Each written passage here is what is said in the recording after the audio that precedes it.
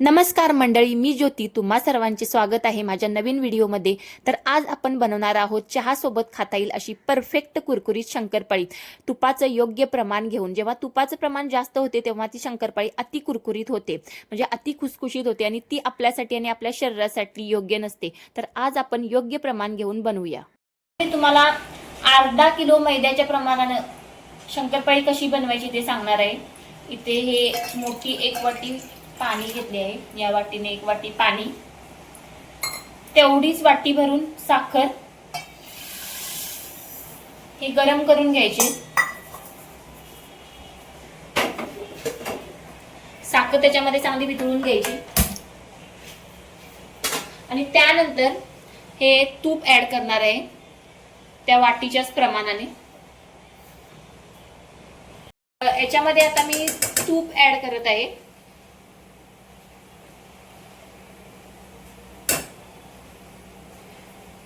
ते गरम होत आहे, तर ते गरम होत आहे त्याच्यामध्येच असे तूप ऍड करत आहे मी.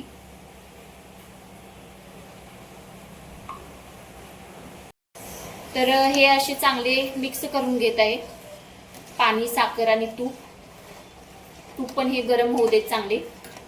त्यानंतर हे गार करून घेते. अर्धा किलो मैद्याची पॅकेट मी पूर्ण घेणार आहे. अर्धा किलो हा मैदा. त्याच्यामध्ये अगदी हलके चिमूटभरच मीठ ऍड करते मैद्यामध्ये. तर इथे मी मीठ पिठामध्ये थोडं मिक्स करून घेते.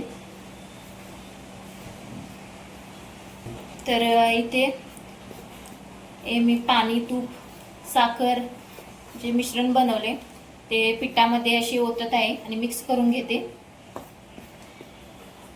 तर थोडे हलके गरम आहे त्यामुळे मी अशी चमच्याने करत आहे.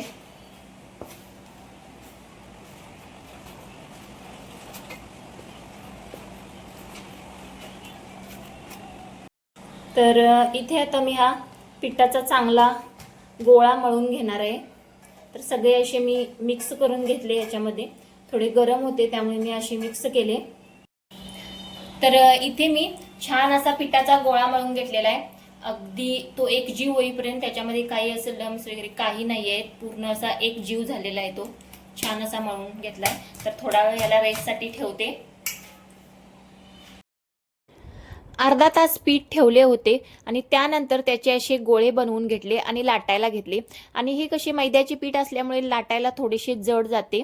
तर आणि लाटताना त्याची जी पात असते ती जास्त पातळ नाही करायची, थोडी जाडसरच करायची. आणि त्याचे चिरण्याने असे काप बनवून घ्यायचे शंकरपाळीचे. तर आमच्याकडे आम्ही असे काप बनवतो. असे स्क्वेअरमध्ये नाही बनवत. थोडे असे त्याला शेप वेगळा असतो, कारण आमच्याकडे असेच बनवतात.